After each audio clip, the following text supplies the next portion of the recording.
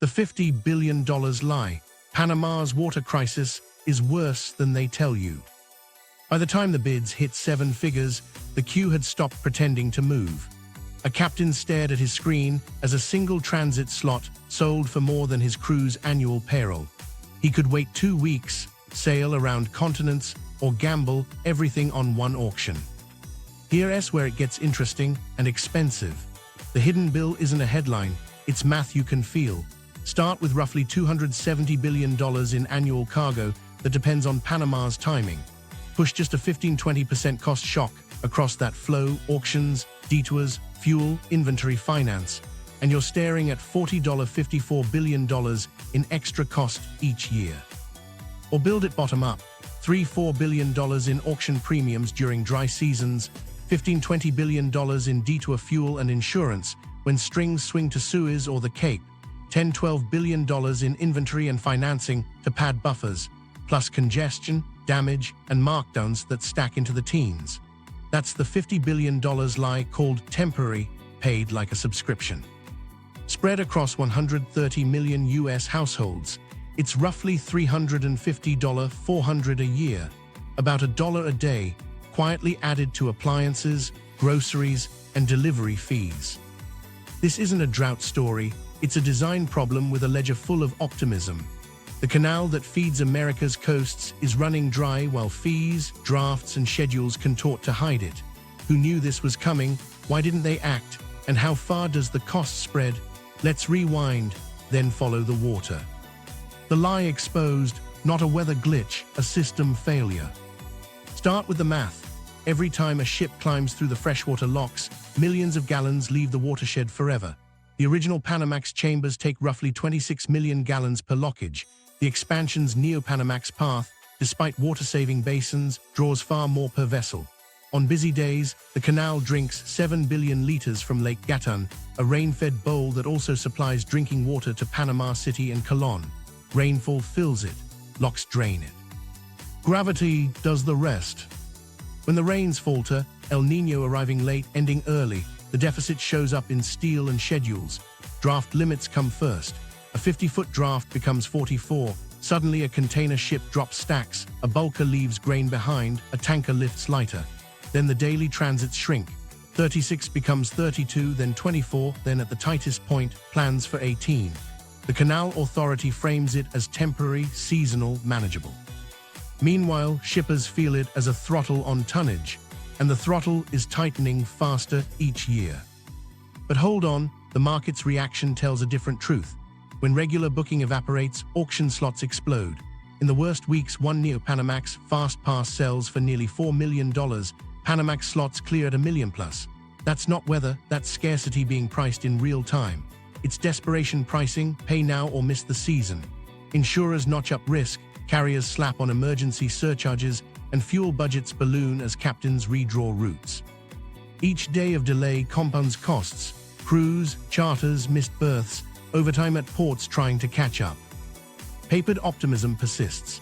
Official advisories reassure, rainfall ahead, water-saving maneuvers in place, cross-filling Panamax chambers, synchronized lockages, tighter schedules.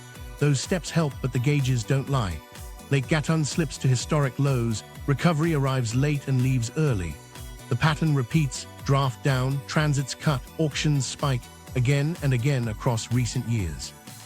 In 2023–2024, it became undeniable. Daily transits were capped in the low 20s, Neo-Panamax drafts ratcheted down from the headline 50 feet to the mid-40s for months, and auctions printed multi-million-dollar clears. If temporary returns annually, businesses stop treating it like weather and start budgeting for a baseline. That's what's happening now. Here's the structural catch. Freshwater locks trade altitude for throughput. The canal's core brilliance, lifting ships over a mountain with rain, also creates a permanent dependency on the sky. Every transit flushes freshwater to sea. The 2016 expansion magnified the stakes. Bigger ships promised efficiency. In wet years, they delivered. But those same bigger lockages consume disproportionately more water per vessel, especially when used at scale. In the ledger, revenue rose. In the reservoirs, the safety margin shrank. By the 2023–2024 dry season, Seasonal cuts weren't a surprise, they were scheduled reality. Meanwhile, demand on the same watershed grew. Urban taps pull from the lakes that move the ships. Evaporation eats more as dry seasons lengthen and heat rises. El Niño tightens the timing window for recharge. A run of off seasons isn't a fluke anymore, it's a new rhythm. World Weather Attribution calls it clearly. Low levels are due to increasing demand exacerbated by El Niño. Translation for operations: supply volatility meets locked-in thirst. Translation for price: scarcity premiums are here even before the forecast says dry. Messaging gap widens at the exact moment the market adjusts. Public lines say manageable. Internal advisories to carriers signal caution on drafts and drafts again. New surcharges appear, freshwater fees layered since the 2020s, reservation premiums, just-in-time add-ons. And the auction board keeps shouting what the press lines won't. Certainty is scarce. It's not optional anymore, it's rationed. They priced scarcity before they admitted scarcity isn't a slogan, it's a line item. Timeline, so there's no confusion about pace. Mid-2023, Lake Gatún underperforms early in the wet season, draft guidance tightens. Late 2023, transits cut to the low 20s, Panamax and Neo-Panamax auctions set fresh records into the millions. Early 2024, rationing persists, draft bans hold below historical norms, carriers write Panama contingency into contracts. Mid-2024, brief easing with rain, followed by advisories signaling seasonal draft limits will likely return next dry season. Stakes start with people. Eastern Gulf Coast dockworkers get hours cut as volume dips and bunches. A logistics manager refreshes AIS at 3 a.m., begging for a slot that won't bankrupt a small importer. A captain calculates whether missing the Christmas window costs more than circling South America. The math is brutal: days at sea, bunker consumption, charter hire, penalties for late delivery. Multiply by dozens of vessels, then by weeks, and you reach a number big enough to move inflation.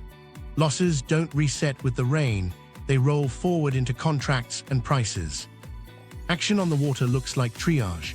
Some ships lighten to meet draft, sacrificing revenue in every foot of freeboard. Some bid the auction, swallowing a seven-figure transit to save a market window. Others detour, Suez if Red Sea risks allow, or the Cape with a carbon and cost penalty. North American rails strain as cargo jumps coasts. Ports on one side go quiet, on the other, containers stack. Scarcity turns time into a product you buy by the hour. Impact lands fast. Insurers reprice corridors. Retailers pass surcharges that show up on shelves. Appliances, groceries, furniture, anything containerized heading to the wrong coast at the wrong time. Manufacturers burn overtime as inputs arrive bunched, then idle when parts dry up. The canal's own revenue paradox emerges. Auction windfalls up, reputation for reliability down. In the long run, trust, not tolls, anchors a ChokePoint's value, and trust erodes fastest when temporary becomes annual. What nobody likes to say out loud: there is no quick fix. You can optimize basins, choreograph lockages, and pray for rain. You can propose pipelines from neighboring watersheds or new reservoirs that face decade-long timelines, environmental trade-offs, and political fights. You can tweak pricing to ration demand. But tomorrow morning, the physics are the same. Each ship costs freshwater, and the lakes don't care about press releases. Droughts will ease and return. The scarcity premium survives them. One upstream decision made this inevitable, choosing freshwater locks as the core lift, then scaling them for bigger ships, while cities grew and climate variability sharpened. The lie isn't that it will rain again. The lie is calling a structural water deficit temporary when the system's design and the market's behavior already treat it as permanent. 2023-2024 made that plain. And that means someone pays, today at the auction board, next month at the checkout. The human bill, North America's wallet, takes the hit. From the pier at Savannah, it looks like a pause. Fewer stacks in the yard, fewer horns at dawn. For Dana, a crane operator with 2 kids and a mortgage, it's the difference between 5 shifts and 3. That's $420 missing from a Friday paycheck, and the $1,745 mortgage due on the 1st doesn't care about lake levels. She's already told her son he might have to skip travel baseball this season and asked her daughter's dance coach if they can pause tuition for a month. She watches a ship sail past the breakwater and turn away. Draft cut, cargo diverted, schedule blown. Her supervisor shrugs. They're waiting it out or going west. Hours vanish in a spreadsheet before they disappear from her paycheck. The moment it stops feeling temporary comes on a Tuesday night at the kitchen table. She spreads 3 pay stubs beside the light bill and the mortgage statement and sees the pattern: 2 light weeks, then 1 heavy, then light again. Not a bad week, a new normal. She circles the due dates, opens her banking app and starts moving money. Pause the streaming bundle, cancel the gym, push the car maintenance another month. She texts her ex about splitting cleat costs and Googles mortgage grace period how many days. The kids are in the next room arguing about who gets the last yogurt. She calls them in and says, "We're okay, but we're going to cut back for a bit." They nod like it's weather. She knows it is. Meanwhile, 1,500 miles inland, a logistics manager named Raul stares at an AIS dashboard. One container holds a $300,000 order of dishwashers already promised in a 4th of July flyer. The carrier just added a canal emergency surcharge, then warned him the slot was lost unless he upgraded to a premium reservation. He calls the buyer he's worked with for 8 years, the one who took a chance on him when he was new. "Do we eat the fee or miss the window?" he asks, voice steady because it has to be. On the other end, breathing, no words.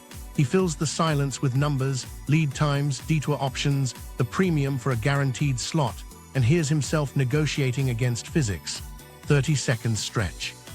He can picture the buyer's calendar, the ad buys already placed, the floor sets scheduled, the regional managers who won't care about lake levels. "Raul, if the units miss the flyer, we'll mark them down. That's the margin gone." Another silence. "But I can't go back to the VP and say we chose not to pay and then missed the date." His reputation sits between those sentences. Pay the premium and torch his quarter's margin. Refuse and deliver late, and the buyer eats markdowns and remembers who cost them a season. He thinks of all the times he promised, "We'll make the window." He thinks of the last time they shook hands across a table and said they were building something long-term. He looks at the carrier's email again. The premium isn't 7 figures, but it's ruinous for the SKU. "If I pay it," he says quietly, "I can keep your ad set intact. If I don't, we miss the week and you'll be selling at a loss." More silence. "You're putting me in a corner, Raul," he swallows. "No, the canal is. I'm trying to keep you out of it." He makes the call he doesn't want to make. Approve the premium for half the load.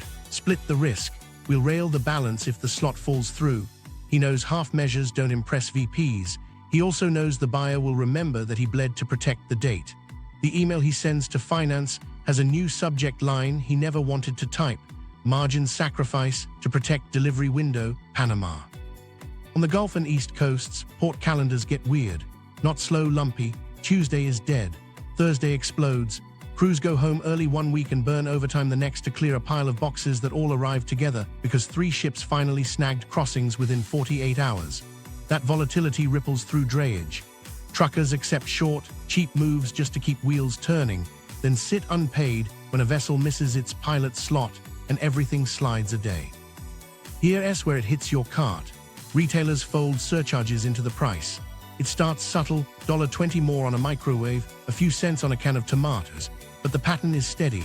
Appliances, furniture, bulky goods shipped in 40-foot boxes landing on the wrong coast at the wrong time, where the cost of detours, fuel, and delay. Grocers racing to cover gaps pay premiums to lock refrigerated containers into earlier bookings. Those pennies show up at checkout before anyone writes a press release explaining why. Manufacturers feel it in the cadence of their lines. A plant outside Charlotte builds washers, motors from Asia arrive late, then 2 weeks' worth come at once. Management flips from idle time to time and a half overnight. Workers welcome overtime, the CFO doesn't. Every swing costs. JIT schedules tuned to predictable canal slots suddenly need buffers that tie up cash. Finance sets aside a contingency line for Panama variability because temporary keeps returning on the calendar. Here's the crazy part: carriers learn the board. Big importers with annual contracts and reserved slots glide past the worst waits. Smaller shippers buying space month to month get squeezed. The queue isn't first come anymore, it's first booked, first bid, first prioritized. A mid-sized toy company watches its container sit, while a big box competitor pays for just-in-time passage and fills the same shelf. By the time the toys arrive, the promotion is over. The season doesn't come back. Micro story, it's 3:07 a.m. in a strip mall office outside Houston. Nikki, who runs imports for a family-owned appliance distributor, refreshes an email thread for the 12th time. The carrier offers a slot, then retracts it when a higher bid lands. She calls the Panama agent, voice flat from no sleep. "I can't do $1 million slot," he exhales. "Then you wait." She looks at the calendar. If she misses this week, she misses Labor Day ads. She drafts a note to the owner. "We need a West Coast rail plan now." While that's happening on shore, captains are playing a different game. Miss your berth window in New York and you'll drift for days, burning fuel to hold position. Turn south for the Cape and you're adding 2 weeks in a world where retail calendars are unforgiving. Try Suez, only if the Red Sea route is safe enough to ensure. Every option writes carbon into the ledger. Consumers don't see the emissions, but they pay the cost when fuel spreads widen and schedules get padded for safety. North American rails, already tight, strain as cargo flips coasts. Intermodal yards clog when 3 vessels land at LA the same day, rerouted from the canal, while Savannah waits on rain. Shippers pay for expedited drays, guaranteed rail slots, and priority unloading to salvage delivery dates. Those premiums don't vanish. They get averaged into prices across SKUs. Insurance notices the pattern too. Underwriters tack on corridor surcharges for congestion risk. Policies that once ignored canal variability now include specific riders for drought restrictions and auction fees. A container of cereal used to be boring. Now it carries route risk you can model and price. The end result isn't a headline spike, it's friction. A few dollars on the blender, 20 on a sofa.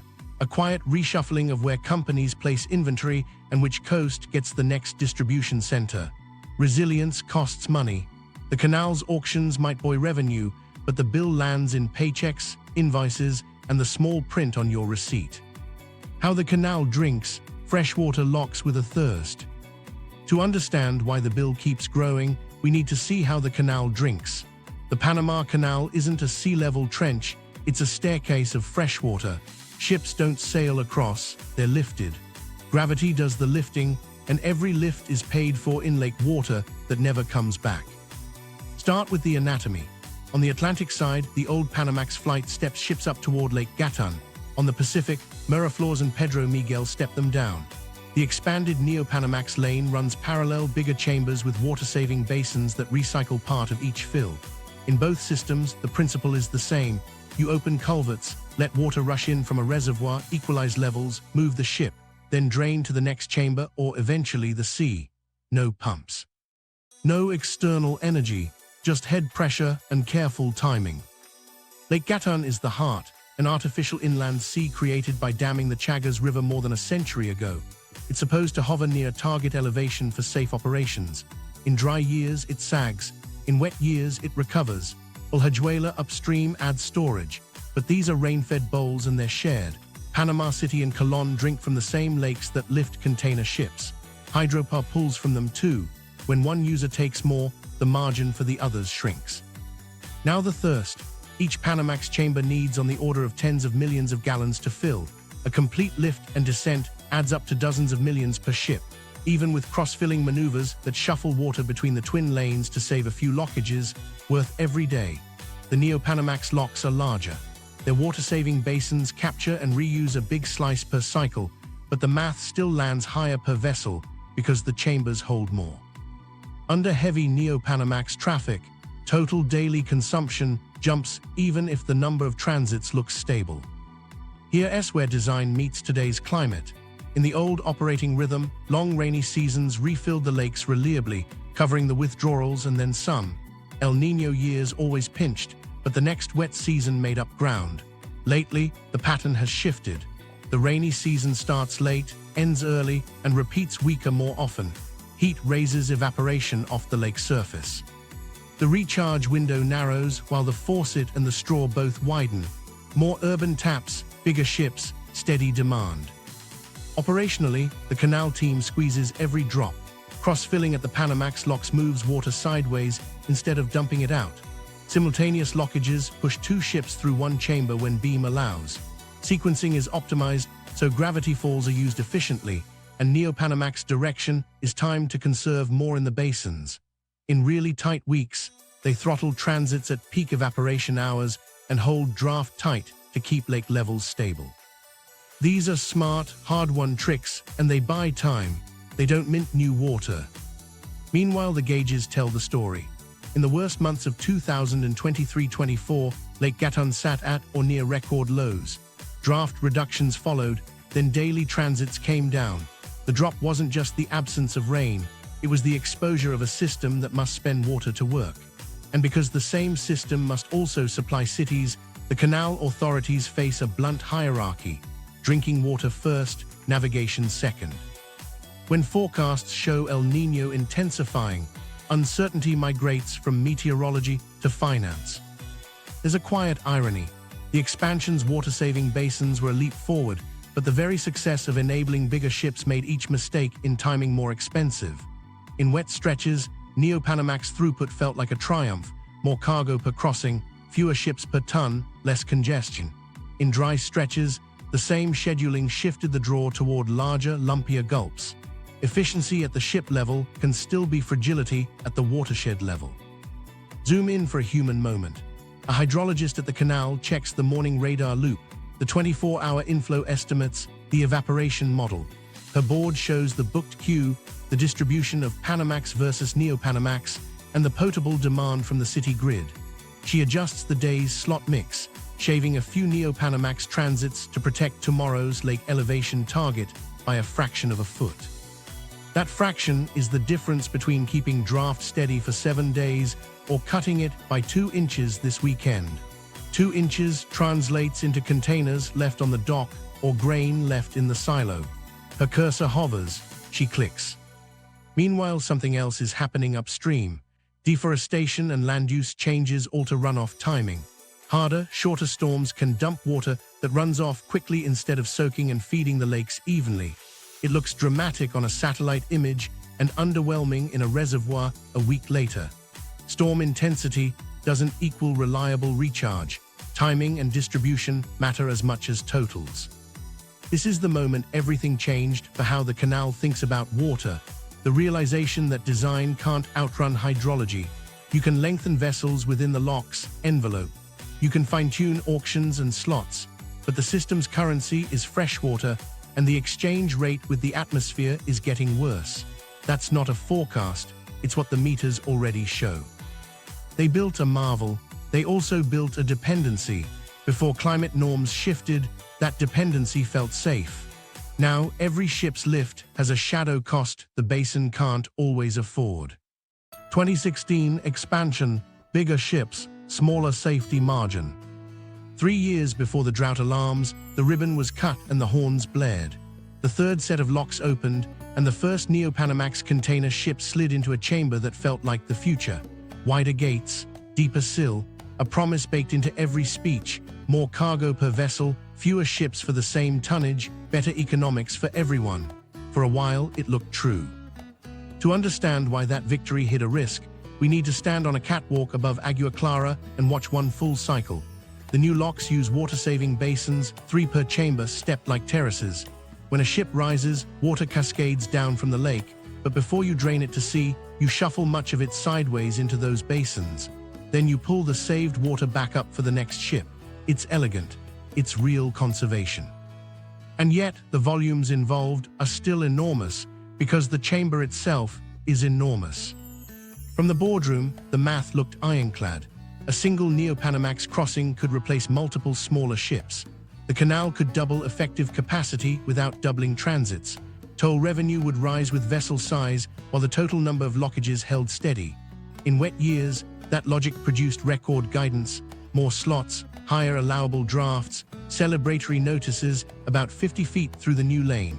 Shippers built schedules around that reliability.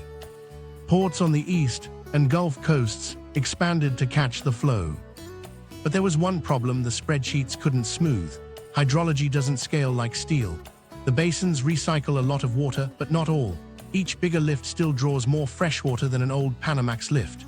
At low lake levels, the conservation gain gets eroded by operational realities, traffic mix, beam clearances, directionality, and the need to keep both lanes moving.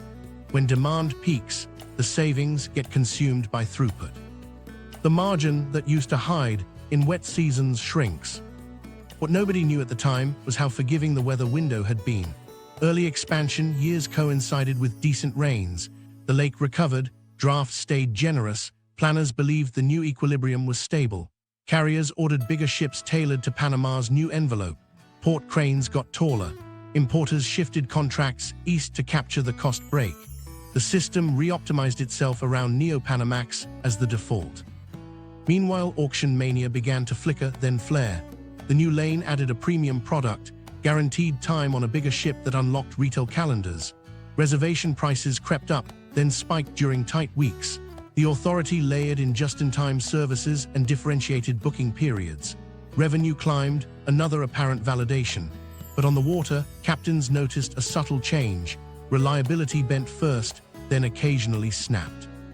A week of missed rainfall, a maintenance outage, a heatwave pushing evaporation, and suddenly schedules slid. Here's where the expansion's strength became its vulnerability. Economies of scale masked fragility during wet years. Then the climate signal got louder. El Niño shortened rainy seasons, recharge came late and left early. Lake Gatun's level failed to rebound on schedule.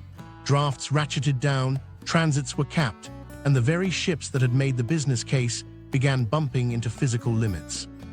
If you designed your logistics around 50 feet and had to settle for 44, those extra rows vanished into air.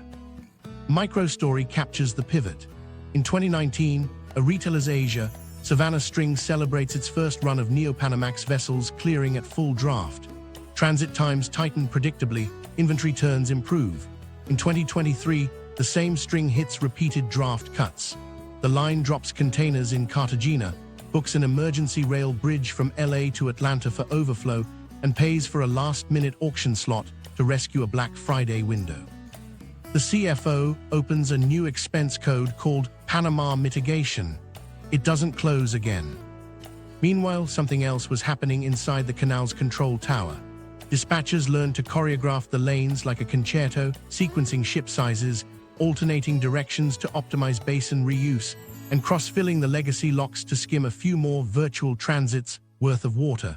Those maneuvers bought weeks, sometimes months. They couldn't restore the safety margin that the larger chambers had trimmed when the weather turned against them. Publicly, the message held, the expansion delivered as designed, and it did. Privately, carriers received advisories about draft caution and reservation scarcity during dry spells. Insurers watched an odd divergence, higher toll revenues alongside higher schedule variance. For a ChokePoint, that's a reputational leak. Reliability is the product. The moment customers feel they must hedge around your calendar, the system starts routing itself away whenever it can. By 2024, a pattern was undeniable. When rains cooperated, the canal lifted restrictions, pushed drafts back up toward 50 feet, and transits climbed into the mid-30s per day. When rains faltered, the squeeze returned, auctions ballooned, daily transits dropped into the low 20s from a typical 36-38, and the corridor's economics rewired overnight. The expansion hadn't failed. It had succeeded into a world where the hydrologic budget no longer covered the peak draw. The lesson is blunt. Bigger ships make sense at sea, where scale squeezes cost per mile. Inside a freshwater staircase, scale also squeezes the margin between operations and the lake. The 2016 expansion gave the canal a new engine. In a warming climate with tighter recharge windows, that engine runs closer to redline. When the needle sticks there, prices move, routes bend, and the supposed one-off becomes the baseline everyone quietly plans around. Climate signal, rainfall variability, and El Niño whiplash. While dispatchers choreographed water like surgeons, the sky rewrote the script. Panama's rainy season used to arrive like a train, predictable, generous, long enough to refill Gatún and calm nerves. Lately, it shows up late, leaves early, and brings uneven bursts that look dramatic on radar but don't soak the watershed. What the meters see is a shrinking recharge window and a lake losing the quiet surplus that once cushioned mistakes. El Niño turns that squeeze into a vice. In El Niño years, like 1997-98, 2015-16, and 2023-24, the rainy season slips. The onset lags weeks, sometimes more. The first storms are shorter, the last ones fade early, and total precipitation slides. Meanwhile, longer, hotter dry months pump evaporation off lake surfaces. The result isn't just less water in, it's more water out at exactly the wrong time. Here's the operational pain point. Storm intensity isn't the same as usable inflow. A violent afternoon downpour hitting baked ground rushes straight into rivers and past spillways, a surge that doesn't linger in storage. For locks, timing matters as much as totals. Gentle, sustained rain that feeds soils and seeps into tributaries builds the reservoir. Flash storms flatter annual charts and leave hydrologists staring at stubborn lake lines. The statistical trail tells the story. In the past few years, draft reductions have appeared more often and stuck around longer. Advisories tighten the Panamax draft from the headline 50 feet toward the mid-40s multiple times, sometimes held for months. Daily transit ceilings walked down from the mid-30s to the low 20s during the 2023-24 dry stretch. Those aren't isolated blips. They're a pattern that logistics teams now pencil in when they build calendars. A few weeks earlier than anyone wanted, a mid-season gauge check on Gatún flashed a threshold. Recovery was stalling.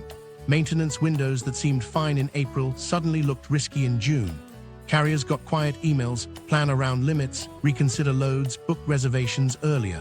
Publicly, the language stayed careful. Temporary measures, expected seasonality, continuous monitoring. On the water, captains were already phoning port agents to push berths. Meanwhile, something else was happening in the indexes. Climate researchers watched the oceanic Niño index climb and flagged knock-on risks for Central America. In the canal's AIS data, a strange ripple appeared. Time-sensitive ships accelerated pre-arrival speeds and locked bookings earlier, front-running the squeeze. Bulk carriers, more flexible and margins thinner, peeled away first. Containers held on longer, using contracts and priority tiers to keep moving. The composition of traffic shifted in a way only scarcity can choreograph. This was the moment everything changed. A wet season that didn't refill on schedule. Hydrologists had a calendar in their heads. By a given week, the lake should be here. It wasn't. Weeks later, it still was. The canal trimmed drafts again, then rationed transits, then opened the auction spigot wider. Insurers started adding corridor riders. Procurement teams wrote a new line into budgets labeled Panama Contingency, not for one quarter, but for the year. Zoom out and the physics look unforgiving. A freshwater staircase needs steady rain and mild heat. A warming world supplies more heat and more variability. Even if total annual rainfall doesn't fall off a cliff, the distribution matters. Later onsets, earlier endings, longer dry gaps, bigger bursts that run off too fast. That's El Niño whiplash layered on a climate baseline trending hotter. The canal's water budget used to be shaped by seasons. Now it's tugged by oscillations and spikes. Add the ocean's signal on top. By mid-century, scientific projections indicate a roughly 25% increase in extreme wave events in key corridors. That matters even when the locks have water. Higher seas and harsher storms mean more weather delays, more cautious drafts at sea, and fewer reliable crossing windows. When the ocean gets rougher at the same time the lakes get lower, the reliability envelope narrows from both sides. If this continues, the scenario is blunt. Seasonal draft limits become structural, mid-40s as a recurring ceiling, not an exception. Daily transit caps normalize in the low to mid-20s for weeks each dry season, with auctions as standard practice. Time-sensitive cargo buys certainty early. Bulk and lower margin trades detour by default. East-west flows rewire. More Asia, US cargo lands on the west coast and rides rail. Atlantic-bound bulkers round the Cape when margins allow. Suez carries a larger share only when security permits. Inventory strategies abandoned just in time, except for the most predictable lanes. Buffers become permanent, tying up capital. Ports and rail nodes swing between bursts and lulls as Panama seasonality imprints on calendars. Onshore, the consequences multiply. When drafts drop suddenly, cargo gets reshuffled downrange. Partial offloads in Caribbean hubs, added handling, longer dwell. When daily slots tighten, queues stretch, and the auction board lights up. When both happen together, carriers reprice routes. Some shift to rail bridges across North America, some swing south, burning fuel and calendar. All of it shows up sooner than people think in the price of a fridge or the gap on a shelf. Micro story: a meteorologist at a carrier in Singapore circles a date on her wall. ONI ticked positive 6 weeks back.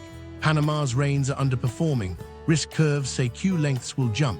She flags the network team, accelerate bookings, pull forward eastbound sailings, trim ballast legs.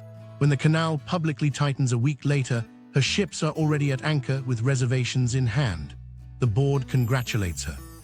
A smaller importer calls and can't even get an agent to pick up. Meanwhile, the canal's own messaging tried to keep confidence intact. Forecasts suggested relief in late April. If rains cooperated, restrictions would ease. They did briefly. Drafts crept upward, daily transits climbed toward normal, and the auction fever cooled. But that reprieve came with a caveat. Dry seasons would likely carry seasonal draft limits going forward. Reliability would be cyclical, not constant. Businesses should plan accordingly, because the market already has. Why this is a warning about the future of global trade. Chokepoints are shifting from fixed capacity constraints to climate-governed variability. A canal that once acted like a metronome now moves like a tide. As oceans grow rougher and watersheds grow tighter, baseline reliability becomes a product you have to buy, not a given you can assume. The Panama Premium won't be the last. Suez, Malacca, even Arctic routes will inherit versions of the same physics. Plans that don't price climate variability will pay it at checkout. Get this, they priced scarcity before they admitted scarcity. The market felt the variability, hedged against it, and wrote it into rates, contracts, and inventory buffers. By the time a press line said manageable, the surcharge had already been added, the detour booked, the shelf price nudged. That's how climate signal becomes grocery bill, not with a crash, but with a steady ratchet that clicks every time the lake level lags behind the calendar. Messaging versus meters, institutional optimism, and market signals. While gauges slid, the press lines stayed calm. Public briefings talked about seasonal adjustments, ongoing water-saving measures, and no need for further restrictions at least until April, contingent on rain. On paper, it sounded steady. On the docks, nothing felt steady. Captains read the same advisories and then watched the booking portal tighten, the draft notices update, and the reservation windows shift forward by weeks. Here's the tell. The canal added a freshwater surcharge years ago as a signal that water had a price. Then came new layers, just-in-time service fees, premium reservation tiers, and auction mechanics that moved cancelled slots straight to the highest bidder. The tariff book was transparent, but the message behind it was louder than any press conference. Reliability costs extra, and that cost is dynamic. While carriers were getting different kinds of notes, publicly manageable, privately operational advisories, draft guidance trending down, book early, monitor lake levels, expect seasonal caps. Insurers didn't wait for wording. They wrote corridor riders, flagged congestion risk, and asked for proof of reservations before binding policies on time-sensitive cargo. Banks followed the money, letters of credit extended shipment validity dates, cash cycles stretched to accommodate queues. Get this, they priced scarcity before they admitted scarcity. You could see it in the auction board. A Panamax slot clearing near $1 million during a dry stretch says more about hydrology than any podium statement.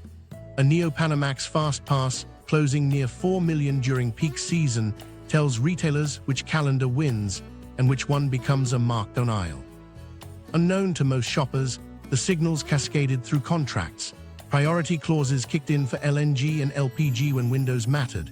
Container alliances renegotiated allocation rules to lock more guaranteed slots. Bulk carriers, living on thinner spreads, peeled off to the Cape or waited for rain.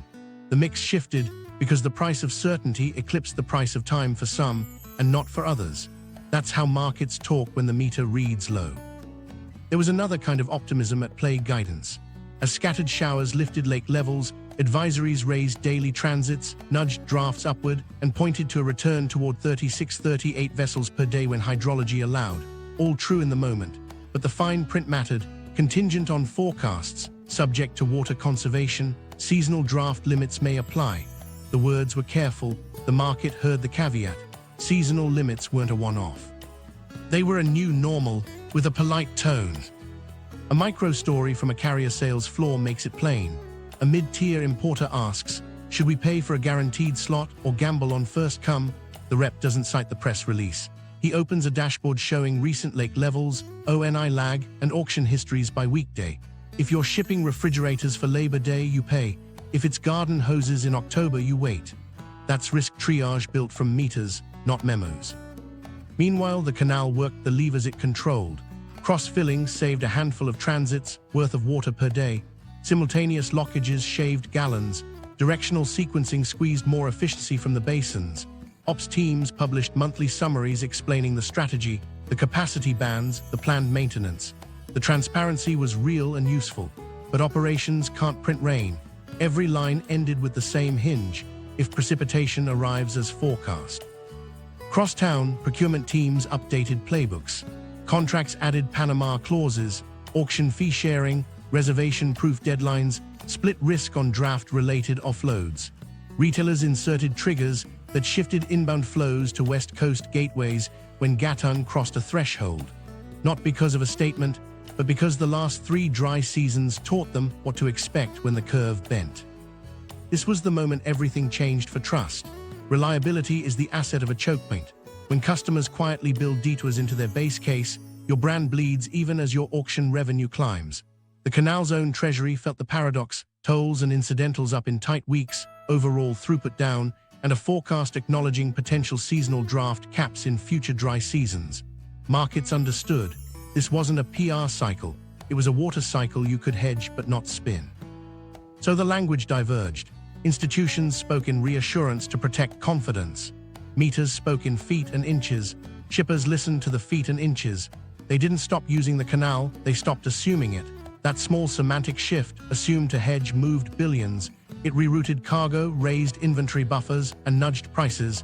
The optimism wasn't false, it was incomplete. The signals that mattered were already blinking from the lake.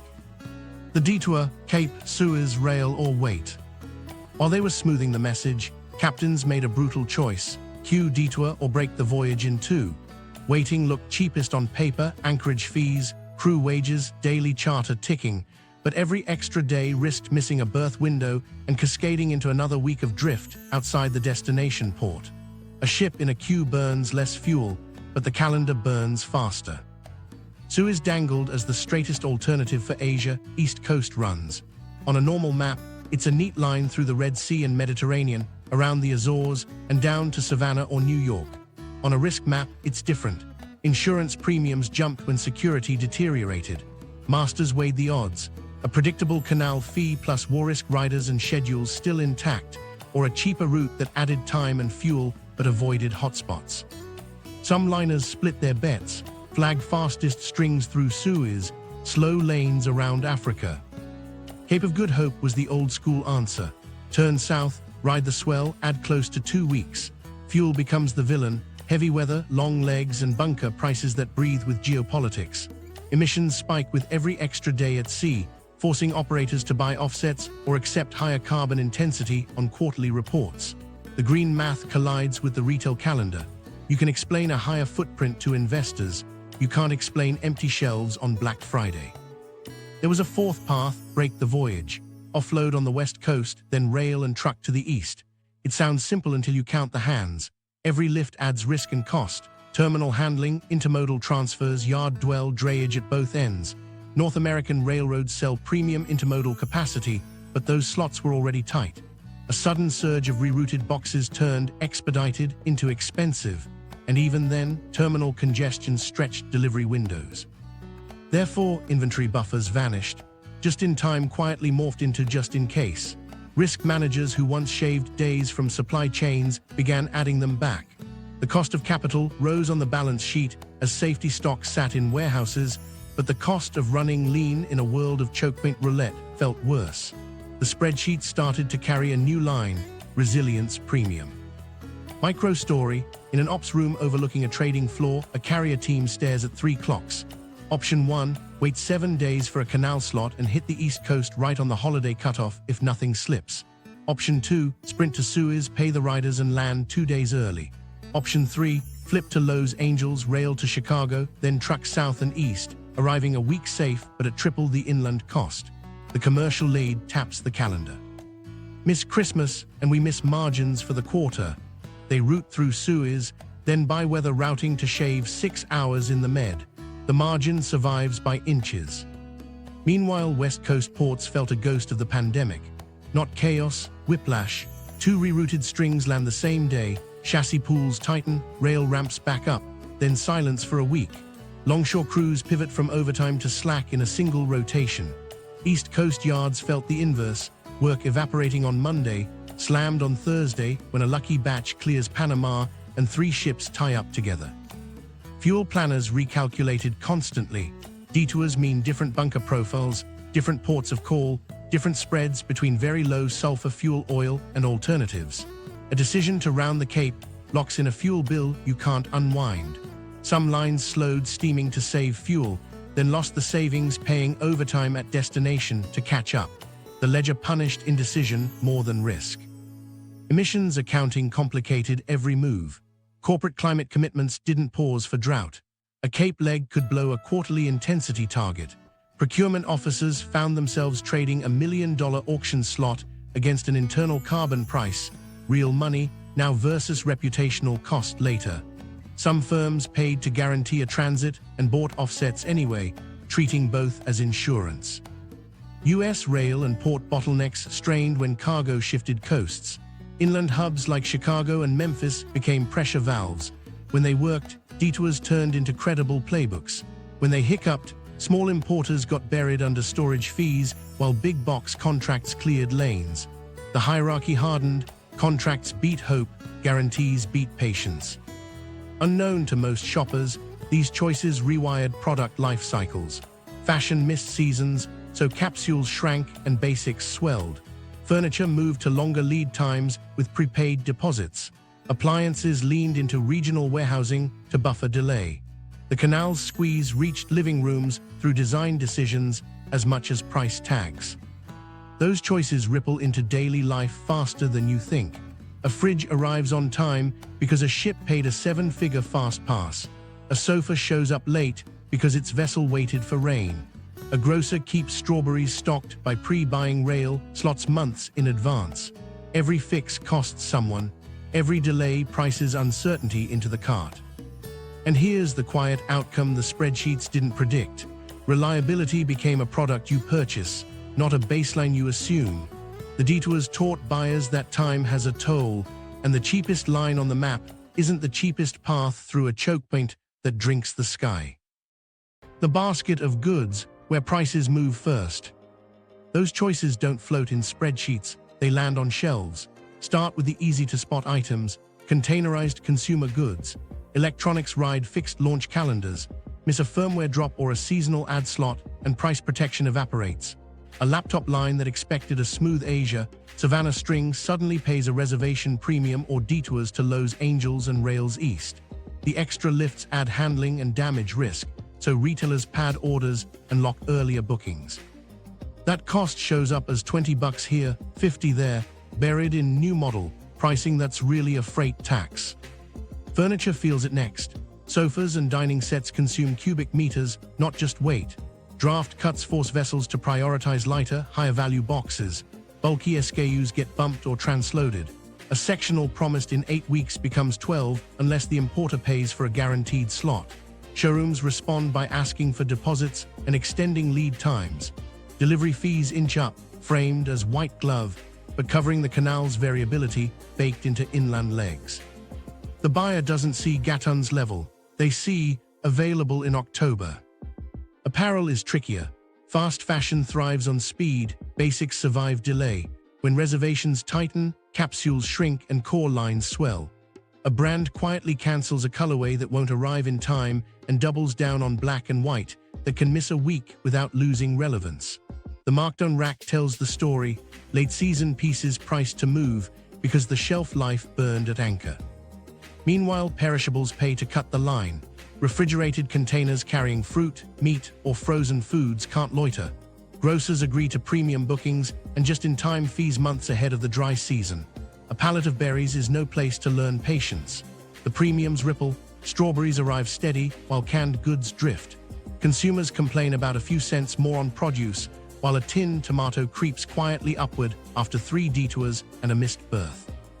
Farmer is the sharp end. Temperature-controlled lanes, validated routes, and insurance that demands certainty. Manufacturers pre-book guaranteed slots or avoid the corridor entirely in dry seasons. Air freight bridges fill the gap for critical items, a backstop that costs multiples of ocean rates. Copays don't change overnight, but wholesalers shift price lists to reflect a year where Panama contingency became standard planning. Hospitals don't negotiate with El Niño, they buy around it. Bulk flows like grain don't fit neatly on a shelf, but they shape what's on one. Draft limits punish bulkers. A Midwestern soybean cargo headed for Europe via the Gulf loses feet of draft, sheds thousands of tons, or waits for rain. Some reroute through Pacific ports and rail to export terminals, crowding intermodal yards already juggling containers. Feed prices move pennies that compound in dairy and meat cases weeks later. Tonnage throttled in a lock turns into fewer chicken breasts on a sail flyer. Energy products tell another story. LNG and LPG carriers value time windows, and many avoid Panama during tight seasons. That shifts arbitrage. Cargoes bound for East Coast demand may swing from Gulf exports to foreign supply, nudging heating and cooking costs. Clean petroleum products, gasoline, diesel face similar math. A tanker missing draft target splits its load or sails around, adding fuel to deliver fuel. Rack prices tick accordingly.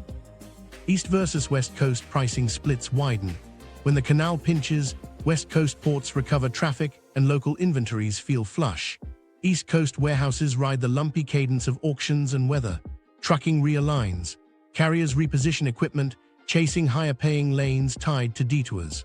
A dresser that used to truck 200 miles from Savannah now crosses the country on rail and drays twice. The price tag doesn't scream rail surcharge, but delivery fees and retail margins absorb the difference. Here's where it gets interesting. Priority isn't just money, it's mission. Airlines shifting belly capacity change which farmer flies. Grocers protecting cold chains accept higher landed costs and find savings elsewhere, trimming promotions on central items. Electronics brands with launch day marketing spend won't miss their target. They pay for certainty and recover it in suggested retail. Smaller brands don't. The shelf space they lose doesn't come back easily. Micro story. In a Newark distribution center, a refrigerated door flashes green at 2 a.m. A load of Chilean grapes backs in, one day early because the ship bought a premium slot. Down the aisle, a pallet of imported canned fish is late by a week, bumped when draft dropped. The grocery buyer adjusts the weekend ad. Fresh gets the end cap, canned moves online only. Sales patterns shift, not because of taste, but because water moved on the other side of a continent. Tease the winners and losers hiding in that basket. Gulf and East Coast ports staff up for a windfall that arrives in bursts, then idles. West Coast terminals enjoy a rebound that might not last. The canal's own revenues climb on auctions while long-term trust takes a hit. Perishables and farmer pay to move. Small importers count days and watch seasons slip. And one U.S. port swore this was their jackpot until the ships didn't show. Winners, losers, and false booms. Unknown to them, across town from the port gates, hiring managers were celebrating a surge that wasn't real. Gulf and East Coast ports read the tea leaves in 2023. Panama's squeeze meant cargo would tilt their way. They posted overtime sheets, called retirees back to the yard, and ordered extra chassis. For a few weeks, it worked. 3 strings landed back-to-back, cranes danced, and turn times looked heroic. Then the faucet closed. A dry fortnight in Panama, a round of draft reductions, and the ships didn't show. Payroll swelled just as berths went quiet. The windfall had a timer built into the clouds. While that was happening in New York, LA had its own whiplash. West Coast terminals, written off after years of eastward shift, felt a cautious comeback, not a flood and undertow. When carriers detoured around Panama, boxes stacked again in San Pedro Bay. Longshore crews who'd seen hours cut were suddenly back on nights, clearing rerouted holiday goods. Terminal operators smiled, then checked the calendar. If rains returned and drafts rose, those same strings would snap back through Panama, and the traffic would fade as quickly as it came. You can't build permanent headcount on a seasonal lake. One U.S. port built a marketing blitz around the moment. Billboards, press hits, ribbon cuttings for an expanded gate. "Our turn," the director told local TV, but the slot auctions in Panama turned the volume knob on and off without warning. The port staffed up for a peak that broke into bursts, then gaps. Truckers chased those bursts, abandoning low-pay lanes to ride the spike. Regional warehouses signed leases expecting a steady stream. They got a strobe. By the time the invoices settled, the city had hired for a false boom, a burst pattern shaped by lake levels and auctions, not a lasting shift. Carriers read it differently. The canal's auctions created a new revenue column for Panama. Incidentals and premiums spiked during tight windows. On paper, it looked like a win: average tolls up, yield management refined, ancillary services monetized. The Treasury liked the number, but reputation took a dent you can't see in a quarterly. Reliability is a compounding asset. Every season, a customer writes a detour into the base plan. The canal's future demand drifts, not in headlines, in contracts. Big box retailers found leverage in the turbulence. With annual volume, they locked long-term reservations, priority tiers, even guaranteed windows on specific weeks. When auctions roared, they didn't bid, they presented vouchers. Their containers moved while smaller importers watched the board. A mid-sized furniture brand paid storage at origin, then demurrage at transshipment, then markdowns on arrival. The shelf space they lost didn't come back when the rain did. Bulk shippers learned a harder lesson. Their margins don't have room for seven-figure fast passes. When drafts tightened, bulkers shed tons or waited. Some peeled to the Cape, adding time their buyers wouldn't pay for. By the time they reached destination, the price had shifted, the buyer had moved on, and the book closed in red. A false boom for container ports can be a slow bleed for commodities. Insurers and financiers quietly chose sides. Policies favored time-sensitive cargo with reservations. Working capital flowed to consignees who could prove schedule certainty. Smaller firms without that paper paid more for loans or missed them entirely. Winners weren't the most efficient, they were the most predictable in a world that suddenly priced uncertainty. Micro story: in Jacksonville, a terminal manager greenlights weekend overtime as two Asia strings ping their arrival notices. Saturday hums. Sunday, the second string vanishes from AIS. Their agent pulled a last-minute auction slot for a bigger customer, bumping the call. Crews stand down. Monday's payroll is higher. Tuesday's yard is empty. At month's end, the CFO sees labor up 8% and lifts per hour down 11%. The boom feels like chasing a bus that stops one block early. Meanwhile, Panama's own balance sheet told two truths. Auctions padded revenue during the pinch, total transits fell. The authority issued careful guidance, capacity inching back toward 36-38 daily when rain permitted, seasonal draft limits likely in future dry seasons. Shippers heard the second half. They bought resilience, dual coast distribution, pre-approved detours, inventory buffers. Those buys favored the already big. Losers, small importers, thin-margin bulkers, port communities that hired for a tide that ebbs on meteorological whim. Winners, firms with contracts to purchase reliability and ports nimble enough to flex labor without breaking budgets. The false boom wasn't fake cargo, it was real cargo on a clock controlled by weather and auctions. And the longer markets plan around that clock, the more those bursts become the normal shape of trade. Proposed fixes: pipes, basins, and price. If you think a dam fixes this, there's a catch. The canal team has a menu of fixes, some elegant, some blunt, all measured in years, politics, and inches of lake level. Start with the near term, squeeze more from what exists. Engineers refine water-saving choreography. Cross-filling at the Panamax locks becomes standard, not occasional, shaving the equivalent of several daily lockages. Simultaneous lockages get more aggressive, pairing compatible beams to move two ships through one fill. Dispatchers tighten directional runs at the Neo-Panamax lane to maximize basin reuse. These moves don't create water, they reduce waste. In a good week, they buy days before a draft cut. In a tight one, they hold the line by a couple inches. The the difference between unloading 100 containers in colon or clearing at full stack. Next, software. Scheduling reforms shift from first-come to dynamic allocation tied to lake forecasts. A live hydrology dashboard feeds slot releases, matching the mix of Panamax and Neo-Panamax to daily inflow and evaporation. The promise: fewer surprise cuts, more predictable rationing. Carriers hate rationing, but they prefer a posted speed limit to a sudden roadblock. Then hardware you can pour. Water-saving basins was step one. Optimization projects aim to raise recovery percentages with valves, sensors, and flow control upgrades. Incremental, but real. Retrofitting culverts and seal points reduces leakage. Miraflores and Pedro Miguel get targeted maintenance to trim unmetered loss. Think of it as stopping the drips while you plan a bigger pipe. Which brings us to the bigger pipe. Interbasin transfer proposals sit in binders and town halls, draw supplemental water from the Indio or Bayano watersheds, and send it by canal or pipeline to Gatún and Alhejuela. On maps, it's a line with pump stations. On the ground, it's a social license test. Moving water across basins means negotiating with communities who live on that water, protecting ecosystems that don't show up on toll spreadsheets, and persuading a country that the canal's thirst won't drain their taps. Environmental reviews, land rights, funding, none of it moves at the speed of a draft advisory. Best case, you're talking late decade. Worst case, longer. There's also talk of new storage. A second reservoir, engineered to catch wet season excess and bleed it into dry months, would restore cushion. But dams are politics poured in concrete. They flood valleys, shift livelihoods, and ignite court battles. Even if approvals sail, design and construction timelines stretch past election cycles. Meanwhile, the lake keeps ticking downward each April. Desalination gets airtime too. Not for lock water, you don't fill freshwater locks with brine, but to free up potable supply. If Panama City drinks desalinated water, more lake volume stays available for navigation.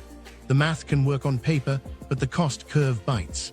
Large-scale desal plants demand capital, stable power, and time. And the canal must decide whether it's in the water business for cities as much as ships. On price, demand management is the lever you can pull tomorrow. The freshwater surcharge sent a signal. Now the conversation turns to steeper base tolls in dry seasons, dynamic pricing tied to lake bans, and priority tiers that move from ad hoc auctions to predictable premiums. LNG and pharma could buy certainty months ahead. Bulkers could opt into flexible windows at lower rates. Done right, pricing nudges traffic to shoulder months, smooths peaks, and funds the concrete. Done wrong, it looks like gouging and pushes cargo to detours that become habits. There's an ethical edge here. Price rations water between vessels and indirectly between vessels and people. The canal is constitutionally responsible for freshwater management for human consumption. Any framework that privileges a container of televisions over a neighborhood's pressure at the tap will fail in the streets before it fails in court. That's why interbasin transfers and desalination aren't just engineering, they're social contracts. A micro-story from a public hearing captures it. An engineer clicks through slides, flow rates, projected lake gains, pump specs. A woman in the third row raises her hand. What happens to our river in March? The answer, modeled, careful, doesn't land like numbers, it lands like trust. Without that, no pipeline gets built. Meanwhile, financing quietly shapes the menu. Auction windfalls are episodic. Capital markets want steady cash flows. Toll reforms tied to transparent water bans could anchor bonds for reservoirs and transfers. International lenders will ask for climate resilience baked into design. Bigger swings in inflow, higher evaporation, adaptive operations. The canal can sell a story. Invest now to preserve a corridor that moves a slice of global trade and funds Panama's budget. But credibility depends on acknowledging the structural deficit, not branding it seasonal. There's a smaller fix that matters: governance muscle memory. Write the dry season playbook into law. Seasonal draft bans, reservation quotas by vessel class, conservation triggers at specific lake levels, and guaranteed potable allocations. Predictability beats platitudes. Shippers will plan, communities will plan, and the canal can manage the politics with a policy instead of a press release. But there was one problem: timeframes measured in years, not quarters. Inventory managers close ledgers every 90 days. Hydrology closes the gap on its own schedule. The fixes will come, some sooner, some late. Until then, price will ration, software will choreograph, and valves will squeak out a few more inches. Tomorrow morning, the staircase still drinks the sky. The question is whether new pipes, better basins, and smarter prices can teach it to sip. Playbook: resilience beats speed. So what do you do tomorrow morning if you run a supply chain? You stop betting on speed and start buying resilience. The companies that kept shelves full didn't sail faster, they planned smarter. Begin at the map. Dual coast strategies aren't a slogan, they're lifelines. If your inbound once funneled through one gateway, you pre-clear routings to both coasts and lock contracts on each. You assign SKUs to corridors based on time sensitivity. Launch data electronics, ride the most reliable path with guaranteed slots. Bulkier, flexible goods, take the cheaper lane with wider windows. You don't wait for a crisis to switch. You test the alternates in quiet months so your teams know the choreography. Then inventory, for years just-in-time shaved days. Now you build selective buffers on SKUs with high volatility and high margin risk. A 90-day buffer for a flagship appliance line isn't fat. It's protection against an auction week or a draft cut. You don't pad everything. You model which items blow up your quarter if they're late. Where cash is tight, you use vendor-managed inventory or consignment to keep stock closer to the buyer without burying your balance sheet. Contracts become weapons. Don't rely on spot bookings and optimism. Negotiate for guaranteed transit reservations on critical weeks with clear remedies if they slip. Bake in canal-related clauses: who pays auction premiums, how draft forced offloads are handled, and what triggers a detour. Share risk with carriers, not in the abstract, but in a schedule that names dates and thresholds tied to lake levels. If you can't afford to buy certainty year-round, buy it for the 6 weeks that decide your year. Routing flexibility lives in paperwork as much as on water. Pre-file customs entries for alternate ports. Hold rail and truck capacity options with soft commitments that harden on a trigger, Gatún crossing a posted band, or advisories capping daily transits. You pay a retainer to an intermodal provider for guaranteed ramps when the switch flips. You don't announce detours, you execute them inside a playbook your team has rehearsed. Insurance stops being an afterthought. Work with underwriters who understand corridor risk. Add riders that cover auction fees when they're cheaper than missing a retail window. Align coverage with your detour triggers so a switch to Suez or a Cape loop doesn't void terms. If your carbon targets matter to your investors, integrate emissions accounting into routing decisions. The cheapest detour on cash may be the most expensive on ESG. Put an internal carbon price in the model so you're not surprised in the boardroom. Micro story: a CFO in Ohio stares at a line labeled Panama variability. Last year it was a shrug, this year it's a plan. She greenlights a 90-day buffer on 3 SKUs, funds guaranteed slots for 2 holiday weeks, and buys an intermodal option from LA that activates if Neo-Panamax draft falls below a posted level. In November, the draft dips. The trigger fires, product lands on time, the quarter survives. Her note to the team is simple: resilience paid for itself. Supplier geography shifts too. You don't rip up Asia overnight, but you pilot nearshoring for critical subcomponents, motors, control boards, packaging, within rail reach of final assembly. You map B suppliers not just on cost, but on corridor exposure. A part that's 10% pricier in Mexico may be 20% cheaper the week an auction pops. You dual qualify and validate alternates before you need them. Quality teams run parallel approvals, while finance structures small standby volumes to keep lines warm. Data earns its keep. Build a dashboard that fuses lake levels, ONI lag, advisory updates, auction clears, and your own lead time variance. Give planners a traffic light system tied to actions. Green means standard routings. Yellow means pull forward bookings and convert optional slots. Red means trigger detours and activate inventory releases. Meet weekly during dry seasons. Don't wait for a press release, act on the meters. People make or break the playbook. Train a Panama desk, 3 humans who own the corridor, know agents by name, and can escalate at midnight. Give them authority to spend within a band on auctions or detours without waiting for signatures that cost days.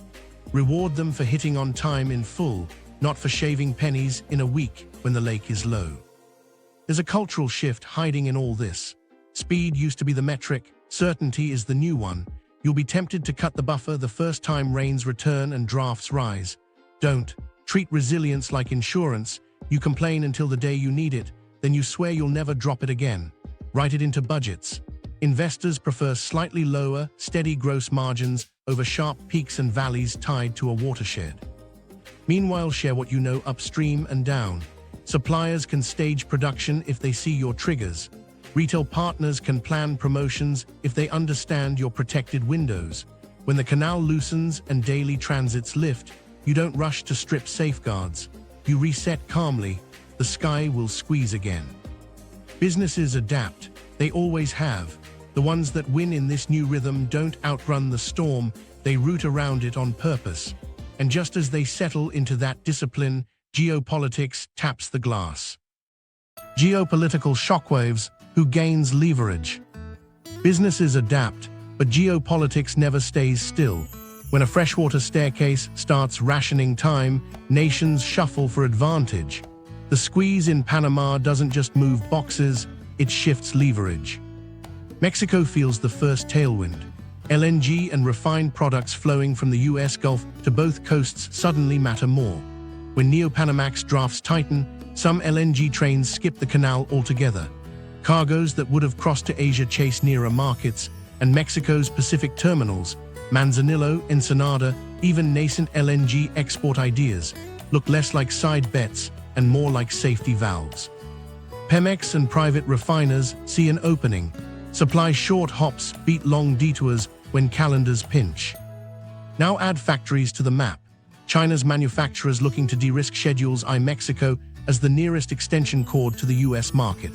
The calculus is simple: fewer canal crossings, faster land delivery, lower schedule variance. Chinese capital doesn't have to abandon Asia to gain reliability. It can bolt capacity onto the US grid via Nuevo León, Baguio, and Pacific Mexico. The nearshoring play isn't just labor and distance, it's certainty. A variable Panama makes industrial parks in Monterrey feel like insurance policies. While that's happening in Houston, Gulf barge strings hum. US petrochemicals, diesel and LPG that once pivoted freely between basins now price in friction. Some flows anchor in the hemisphere. Caribbean and Latin American buyers gain bargaining chips. Closer receivers can pay for reliability without bidding into canal auctions. The arbitrage games shift, not just price spreads, but reliability spreads. China watches the Pacific lanes.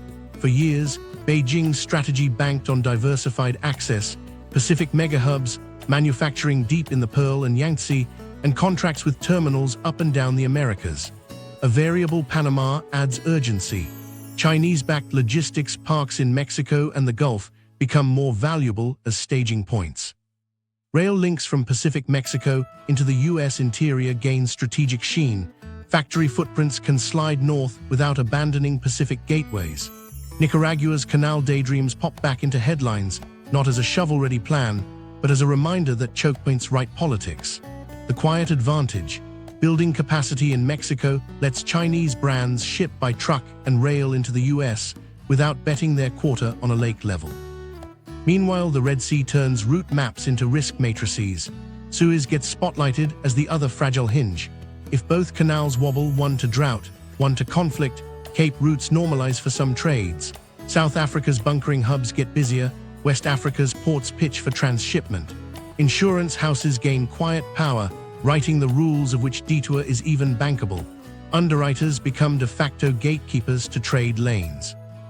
Therefore, ChokePoint diversification stops being a consultant's slide and becomes a national security mandate. The US needs land bridges that don't blink with weather, redundant, high-throughput rail and intermodal corridors from LA Long Beach through the Inland Empire, Phoenix, Dallas, Fort Worth, Kansas City, and Chicago to Atlantic ports. That's not just an efficiency project. It's a hedge against both Panama and Suez. Grants and fast tracks that once sounded like industrial policy now get the supply chain defense label. Ports from Norfolk to Corpus Christi pitch, always-on capabilities, on-dock rail, shore power, cold chain to attract cargo that can't be late. The message to boardrooms: if you build here, We can move it anywhere without betting on a single staircase of fresh water. This reshapes where factories break ground.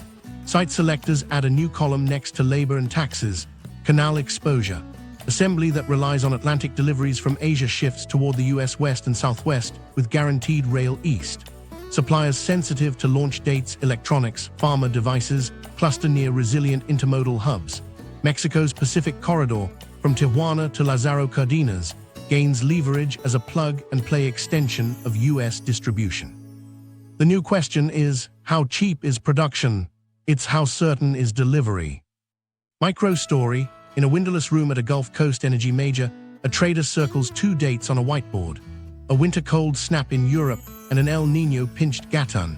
He hedges both, term charters favoring Atlantic arcs, storage leases near destination, and options on Mexican rail to push petrochemicals inland if East Coast berths clog.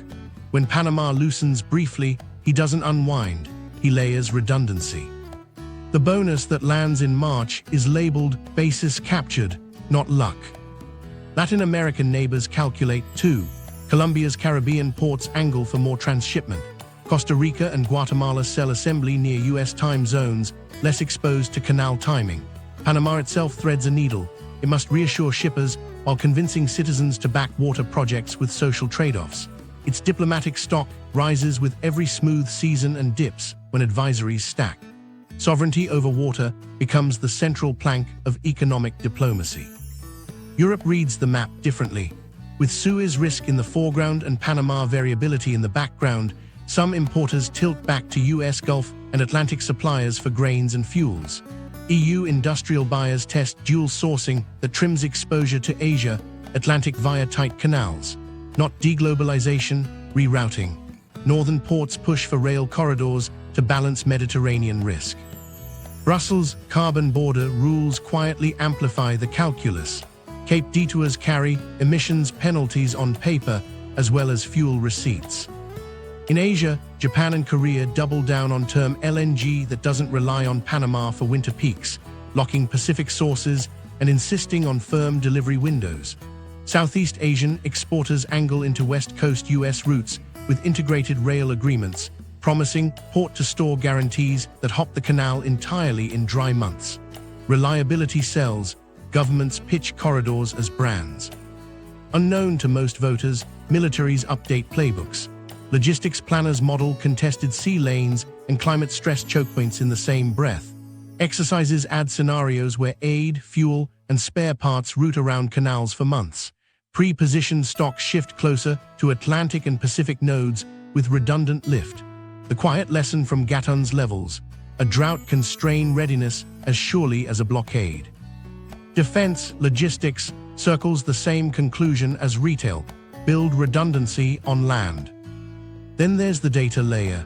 AIS feeds, lake gauges, and auction clears become macro signals.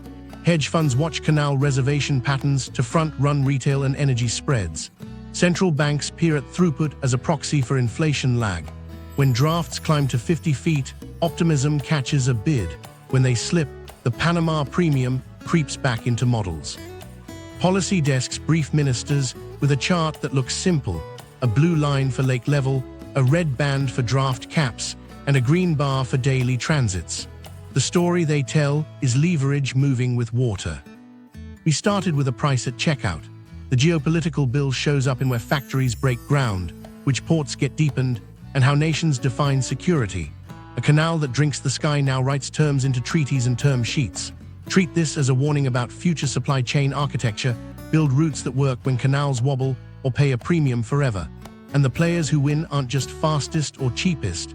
They're the ones with routes that still work when the staircase runs low. The real bill, tallying the $50 billion.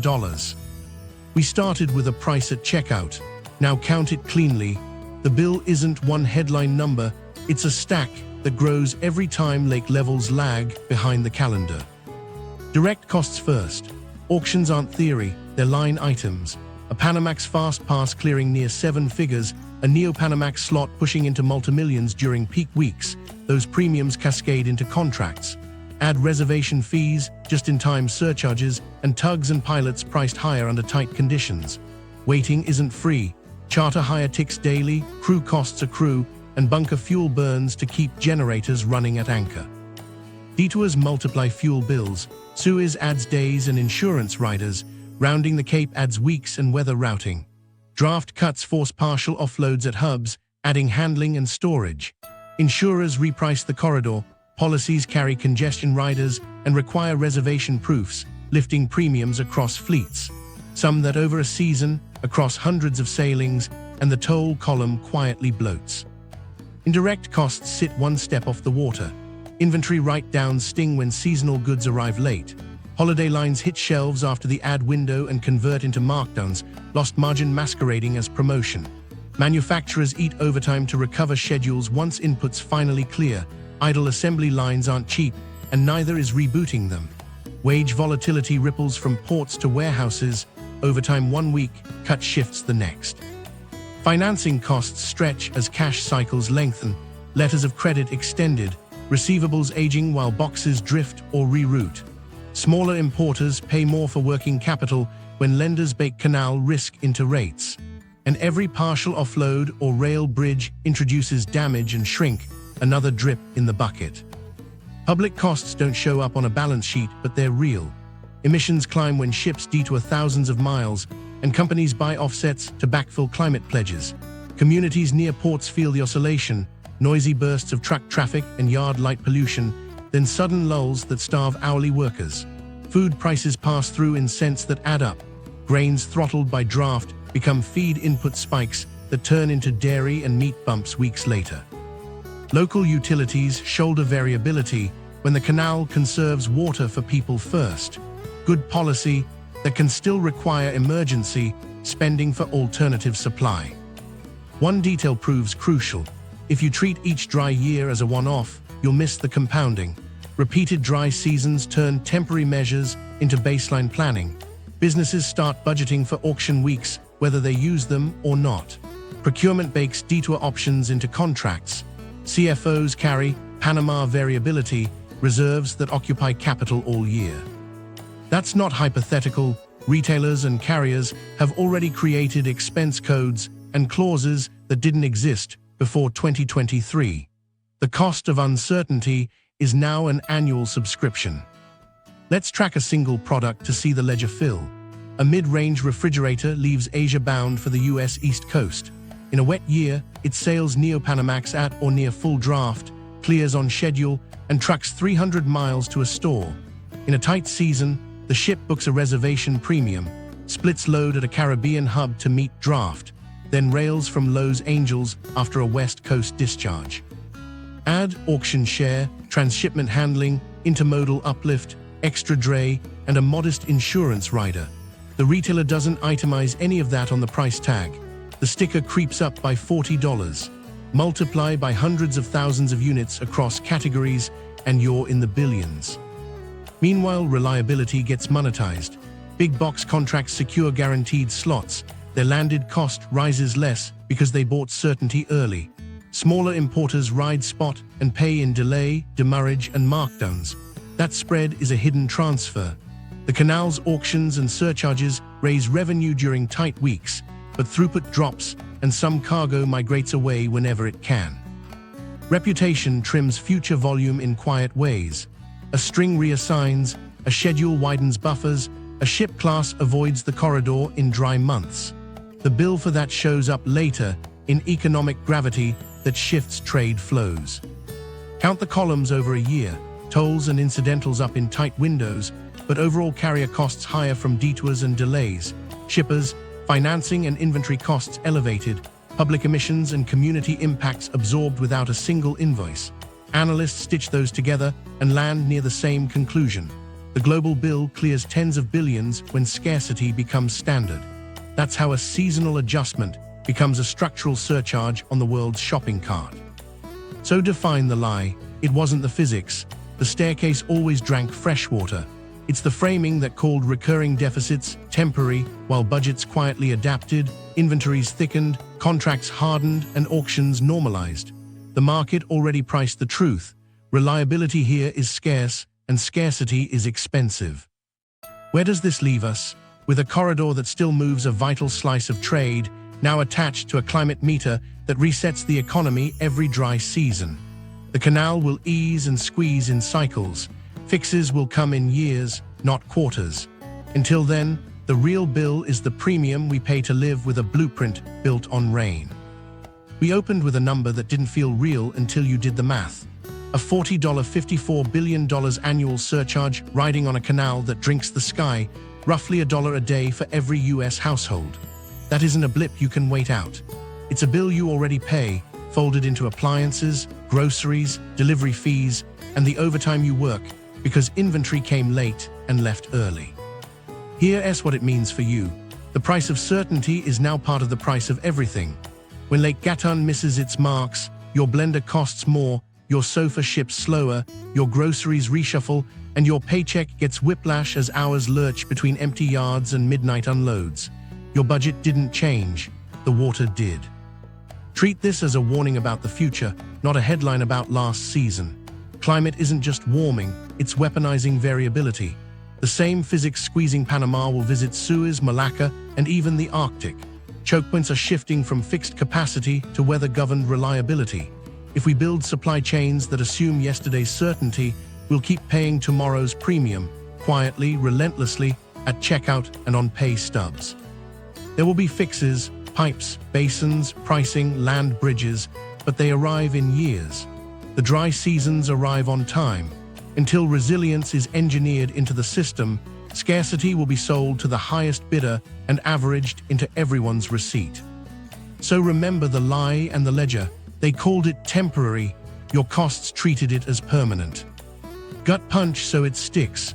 When a canal runs on rain, your life runs on luck, and luck is getting more expensive.